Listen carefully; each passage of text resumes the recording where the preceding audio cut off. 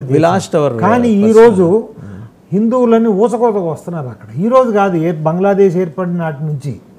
So ఇది ఇస్లాం అంతర్గత సమస్య. ఇప్పుడు మీరు చూడండి, షియాలు సున్నీలు వాళ్ళ మధ్యలో గొడవలు పెట్టుకుంటారు. ఇప్పుడు ఇరాను ఇరాక్కి పడదు, ఇరాను సౌదీ అరేబియాకి పడదు. కానీ ఇస్లామేతరులు వచ్చినప్పుడు వాళ్ళిద్దరు ఒకటే. మీరు అమెరికా వచ్చేటప్పటికి వీళ్ళందరూ కలిసి ఒకటే అగెన్స్ట్ ఉంటారు. సో ఎందుకంటే వాళ్ళు ఇస్లామేతరులు కదా. సో కాబట్టి మనం వాళ్ళ మధ్యలో ఉన్న ఇప్పుడు అట్లాంటి ఆఫ్ఘనిస్తాన్ పాకిస్తాన్ కూడా గొడవలు ఉన్నాయండి. వాళ్ళు అంతా సఖ్యంగా ఉండరు. కానీ ఇది ఇతరులు వచ్చేటప్పటికి వాళ్ళు కలిసిపోతారు. అది మనం అర్థం చేసుకోవాలి. రైట్. అంటే ఇక వాటర్ ట్రీటీస్ ఒప్పందాల దగ్గరకు వద్దాం. ఒకసారి ఇండస్ వాటర్ ట్రీటీ కనుక చూస్తే ఇప్పుడు 80% ఆఫ్ వాటర్ వాళ్ళే తీసుకుంటున్నారు. సింధు ఉపనదుల నుంచి పారే కాశ్మీర్ మీదుగా పారే జలాల్ని. ఇప్పుడు దాని నుంచి we have withdrawn. Government of India stated that we are not with that treaty అని చెప్పారు. ఉన్న పళంగా అంటే వాళ్ళకి ఏం తక్షణం వచ్చే ఉపద్రవం ఏమీ లేకపోవచ్చు, ఒక ఏడాది పాటు. వాడి అబ్జెక్షన్ ఏంటి? అక్కడ డ్యాములు కట్టకూడదని అకార్డింగ్ టు ట్రీటీ. అక్కడ కట్టరు, కిందకు వచ్చి కట్టుకుంటాడు. కట్టుకుంటే ఏం చేస్తారు వాళ్ళు? ఎవరు? ఇండియా డ్యామ్ కట్టకపోతే కెనాల్స్ తవ్వుకుంటూ వెళ్తుంది. ఈ ఒప్పందం ఏదైతే సింధు నది ఒప్పందం, భారత్ పాకిస్తాన్ మధ్య ఒప్పందం, అది ప్రపంచ బ్యాంకు ద్వారా వచ్చింది. అది ప్రపంచ బ్యాంకు దాన్ని ఏమంటారు, వాళ్ళు ఆ ఒప్పందాన్ని కుదిర్చారు. అది సంతకం పెట్టింది ప్రపంచ బ్యాంక్ కూడా సంతకం పెట్టారు. సో కాబట్టి ఇండియా యూనిలేటరల్గా పెద్ద ఏం చేయలేదు. ఒకటి నంబర్ 1. రెండోది, మీరు మ్యాప్ ఇచ్చాను, ఒకటి చూపిస్తారా? చూపించండి, మ్యాప్ చూపించండి. ఒకటి మొట్టమొదటి మ్యాప్ చూపించండి. పీసీఆర్ ఫస్ట్ మ్యాప్లో ఫస్ట్ పేజీ. అది మీరు అక్కడ చూస్తే ఫస్ట్ మ్యాప్ మొదటిది మాత్రమే చూపించండి. ఇంకొంచెం పెద్దగా చూపిస్తారా దాన్ని? ఇదేనా పెద్దది? ముందు ఫస్ట్ పేజ్ మాత్రమే చూపించండి. ఇంకొంచెం ముందుకెళ్ళాలి.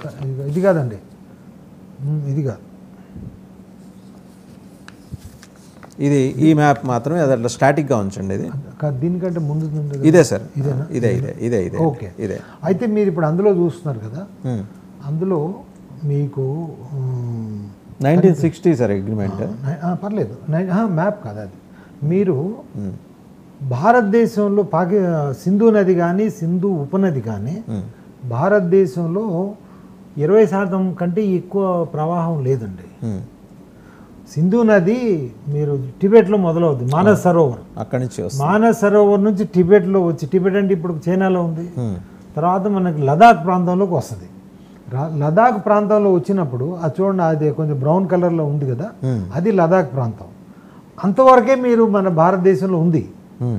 ఆ తర్వాత పైన అది ఆకుపచ్చ రంగులో ఉంది చూసారా, అది పాకిస్తాన్ ఆక్యుపైడ్ కాశ్మీర్. అంటే మన కింద లేదు, అది పేరు కాశ్మీర్, అది పాకిస్తాన్ ఆక్యుపైడ్ కాశ్మీర్. మీరు ఆ కొంచెం ప్రాంతం మన కింద, ఇటువైపు ఏమో ఇది చైనా కింద ఉంది, ఇటువైపు ఏమో పిఓకే.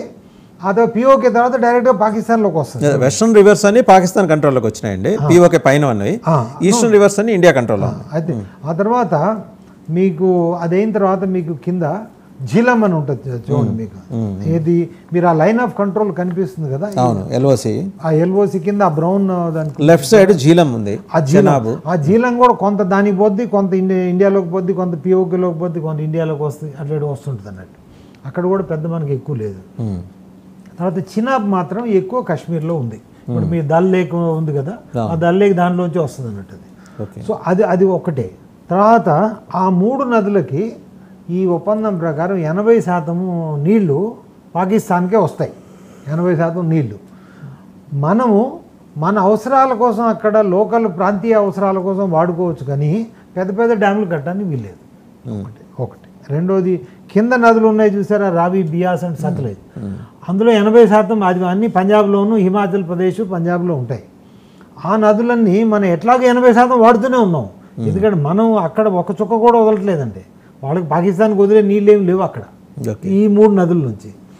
మెయిన్ ఏముంటాయి, అది ఇండస్, తర్వాత అది సింధు నది, తర్వాత చినాబ్. అయితే మీరు ఇప్పుడు ఎక్కడ డ్యాములు కట్టి మీరు దాన్ని ఆపగలరు? మీరు చెప్పండి. ఇప్పుడు భౌగోళిక పరిస్థితి చూసి మీరు డ్యాములు కట్టడానికి అక్కడ అవకాశం లేదు అసలు ఫస్ట్ కట్టడం geographical conditions will not allow. మీరు ఒప్పందాన్ని మీరు ఉల్లంఘించి కూడా మీరు అక్కడ ఉదాహరణకి ఒక డ్యామ్ కడదామని ఆనకట్ట కడదామని అనుకోండి, కట్టి నీళ్ళు ఎక్కడ తెస్తారు? ఇవన్నీ కొండలు అవన్నీ. ఇప్పుడు మీరు ఏది పంజాబ్ నుంచి పఠాన్కోట్ తర్వాత డ్యాములు కట్టకపోవచ్చు, కానీ కెనాల్స్ డ్యామ్ కడితేనే కదా కెనాల్ వచ్చేది.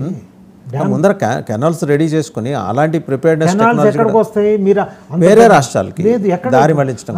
మీరు ఇప్పుడు అంటే ఇరిగేషన్ ఎక్స్పర్ట్స్ అనేది ఏంటంటే, ప్లీజ్ ఆ మ్యాప్కే కన్ఫైన్ చేయండి పీసీఆర్. ఇరిగేషన్ ఎక్స్పర్ట్స్ అనేది ఏంటంటే కెనాల్స్ కట్టి వాటర్ని కిందకి తీసుకొచ్చి రాజస్థాన్, యూపీ అటు థియరిటికల్గా పాసిబుల్, సిద్ధాంతపరంగా అవుతుంది. కానీ ప్రాక్టికల్గా కావాలంటే కనీసం 20-25 ఏళ్ళు అవుతుంది. దానికి ఎన్ని లక్షల కోట్ల రూపాయలు కావాలో ఇది ఒకటి. అది కూడా మనం ఏది ఒప్పందాన్ని ఉల్లంఘిస్తే.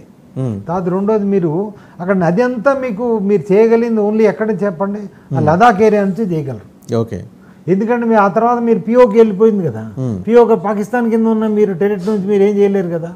మీరు లదాఖ్ నుంచి నీళ్ళు తీసుకురండి, ఆ భౌగోళిక పరిస్థితి ఎవరన్నా అక్కడ వెళ్ళిన వాళ్ళకి అర్థమవుతుంది, అది ఇంపాసిబుల్ ఒకటి. తర్వాత మీరు దానికి చెప్పాను కదా 20-25 ఏళ్ళు పడుతుంది, కొన్ని లక్షల కోట్ల రూపాయలు ఇది అవుతుంది. సో ఈరోజు అయ్యేది కాదు.